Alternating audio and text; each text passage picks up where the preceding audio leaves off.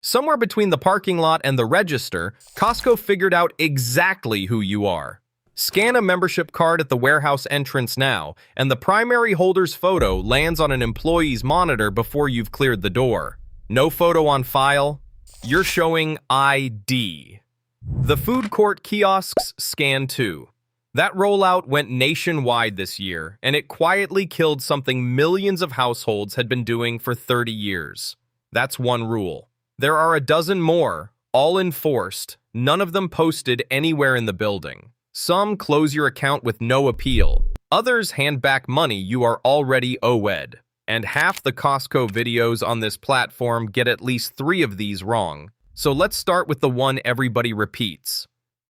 Costco's return policy is famous. Bring back a blender after 3 months because you didn't love it. Return a mattress after sleeping on it for a year. Costco rarely asks why. All of that is true, and it has a hole in it that costs people real money. Televisions, laptops, tablets, cell phones, smartwatches, projectors, and major appliances are carved out of the guarantee entirely. Those get 90 days. Not 90 days to decide whether you like it. 90 days total, after which the customer service desk cannot help you no matter how long you've been a member. On anything ordered from Costco.com, that clock starts at delivery. So the laptop your kid took to college in August is not coming back in December. The television above the fireplace belongs to you now, permanently, however bad the picture is. Which brings us to the counter almost nobody uses. If something you bought drops in price within 30 days, walk up to member services, hand over the card, and collect the difference in cash. You don't need the item or the paper receipt. Your purchase history is attached to the card, and it takes about 4 minutes. Here's the trap. On a Costco.com order, those 30 days run from the date you placed it, not the day it arrived. That is the reverse of the return rule I just described, and the desk will not make an exception because you found it confusing. Costco.com and the warehouse are also separate pricing universes, so you cannot match one against the other in either direction. Photograph the price tag on anything expensive. Check back in 2 weeks. That's the entire technique, and while we're on money sitting in the system unclaimed. Buy a computer or a major appliance at Costco, and Costco quietly extends the manufacturer's warranty to 2 full years. You didn't pay extra.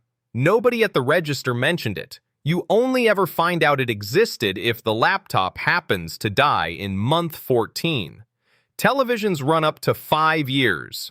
Tires from the Costco Tire Center carry a 5-year road hazard warranty, which is the one that matters, because road hazard is what actually kills tires. Mattresses carry 10. Then there's Costco Concierge Services. Buy a computer or a television and you get free technical support. Real humans, dedicated line, no charge, for as long as you own it. There are people paying a monthly subscription for tech support on a laptop they bought at Costco, which is a bit like paying for bottled water while standing in your own kitchen.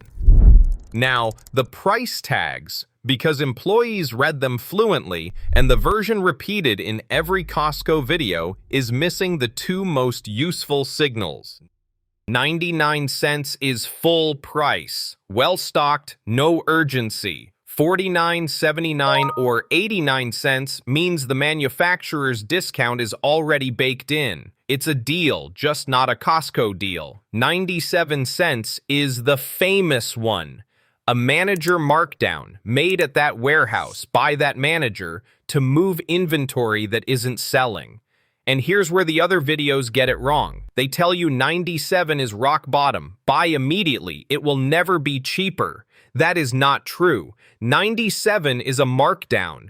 It is not the floor. Prices ending in 00 or 88 are the deeper cuts, the clearance, the display models, the returns.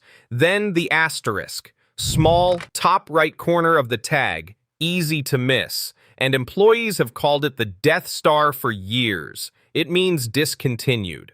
Once stock clears, the product code comes out of the system. Dramatic nickname, completely accurate. And the signal nobody mentions is the date code in the bottom right.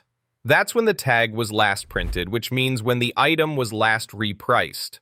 Old date code, item still sitting on the pallet, and a markdown is usually 1 to 2 weeks out. So the combination worth acting on is an asterisk sitting next to a 00 or an 88, not 97. Now the membership tiers, where the math everybody runs, is correct and useless. Executive costs $130 a year. Gold Star costs $65. The headline perk is 2% back, so every article runs the same arithmetic. Spend $3,250 a year and you earn back the $65 difference. That number is right. It's also missing 3 things. There's a ceiling nobody mentions. The 2% caps at $1,250 a year, raised from $1,000 back in September of 2024. Second, and this breaks the standard math completely. Since the 30th of June 2025, executive members get a $10 monthly Instacart credit on same-day orders over $150. That's $120 a year against a $65 upgrade. Use it half the year, and the upgrade has paid for itself before a single cent of cashback arrives. Everybody calculating that $3,250 break-even is pricing one perk and ignoring another worth almost twice the cost of admission. Third, since the 2nd of September 2025, executive members get into the warehouse an hour early, 9 to 10 on weekdays, 9 to 9:30 on Saturdays. If you've ever fought a Saturday crowd for a parking spot at Costco, you already understand the value. And if your reward doesn't cover the difference by renewal, Costco refunds the shortfall. The downside of upgrading is close to zero. Now, getting inside without a card at all, which is far more legal than it sounds. Federal rules bar membership clubs from restricting prescription pharmacy access. Walk to the entrance, say you're headed to the pharmacy, and they wave you through. Costco has to allow it.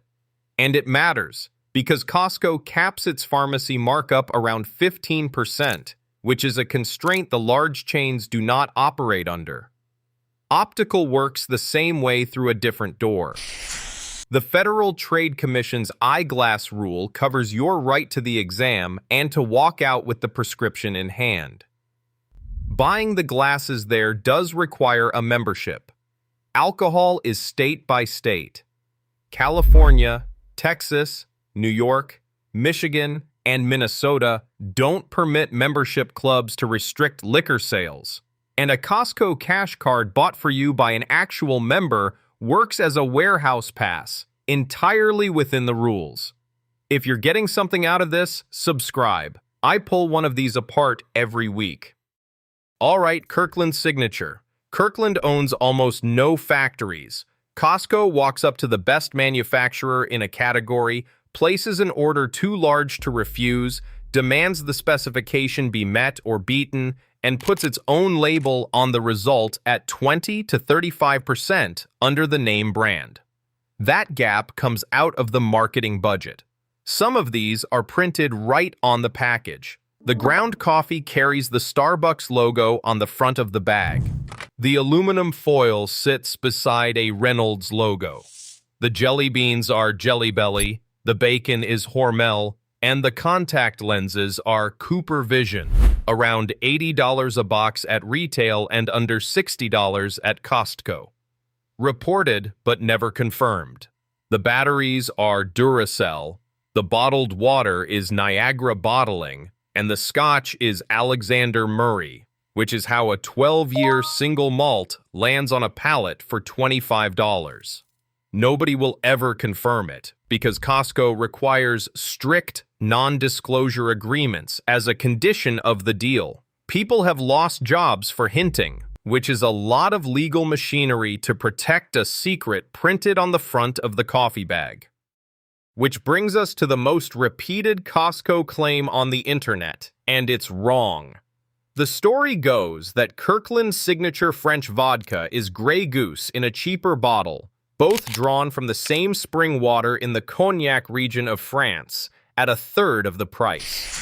Federal filings with the Alcohol and Tobacco Tax and Trade Bureau name the producer as Distillerie de Gaillante in Douai, imported by Misa Imports out of Dallas. Douai sits in the far north of France, near the Belgian border, several hundred miles from Cognac. That story does not survive a glance at a map. Grey Goose has stated flatly that neither its bottling facility at Gensac-le-Palu nor its distillery in Picardy private labels vodka for anyone. But the rumor is popular for a reason, and the reason is better than the rumor. When Wirecutter ran blind taste tests, the unanimous winner was Kirkland's signature vodka. The American one. The cheaper one. The bottle nobody smuggles into dinner parties pretending it's French. Now, the rule at the register that everybody finds irritating. If an employee has ever made you lift a 40-pound bag of dog food out of the cart and onto the conveyor belt, there's a reason. Costco found an organized scheme running at multiple warehouses. People were buying shrink-wrapped cases of paper towels, cutting the wrapping, packing the inside with Wagyu beef and small electronics, then rewrapping it to look untouched from above. The cashier scans a barcode for paper towels and charges for paper towels. Some warehouses were bleeding 5 figures a month before anyone worked out what was in the boxes. So everything goes on the belt where a human can see it. Which raises the exit door question. Technically, you can walk past. Receipt checks operate under shopkeeper's privilege, which allows a merchant to detain someone only on reasonable suspicion of theft. But the membership agreement makes inspection a condition of holding the card. So you can be completely right about the law, walk straight out, and lose your membership at renewal anyway. Which brings us to the 3 behaviors that end a Costco membership permanently. Card sharing is finished. The scanners went nationwide this year, at entrances and self-checkout lanes both. Scan the card and the primary holder's photo appears on the employee's monitor. No photo on file means ID at the door. Many food courts scan at the ordering kiosk now, so the hot dog combo is members only, still $1.50. Costco is defending roughly $1.3 billion a year in membership revenue, and it's defending it with hardware. Return abuse is second, and people walk into it blind. The system tracks every transaction on the account, returns included. One employee account puts the internal flag at roughly a 50% return rate. Seasonal items returned once the season ends, food that's more than half gone, decade-old electronics brought in because you've stopped liking them. Nobody warns you. The flag becomes a threshold, and one day the manager takes the card at the customer service desk, refunds your annual fee, and declines to ever issue another. The third one has no threshold because it only takes once. Costco does not run on the customer is always right. Shouting, insults, threats, aggression at any counter in the building allows the general manager to revoke a membership immediately. No warning beforehand, no appeal afterward, and it stays on the account permanently. And the reason it's enforced harder than any other rule in that building is sitting in the payroll. Costco's average hourly wage runs around $31. The starting wage moved to $21 in March, and almost nobody quits. When a company spends that kind of money to keep people behind those counters, it is not going to let a stranger scream at them over a rejected blender. They'll take the card and keep the employee every time. So now you know the 3 things that end a membership, how to read a price tag like the person stocking the shelf, and a few $100s of warranty and reward coverage you've been paying for and never once claimed. There's one more Costco system I left out because it needs its own video. There's a specific week of the year when markdowns hit their deepest point across the entire warehouse. It's the same week at nearly every location, and employees know it well in advance. That one's on screen right now. And if you made it this far, subscribe. I go through one of these every week.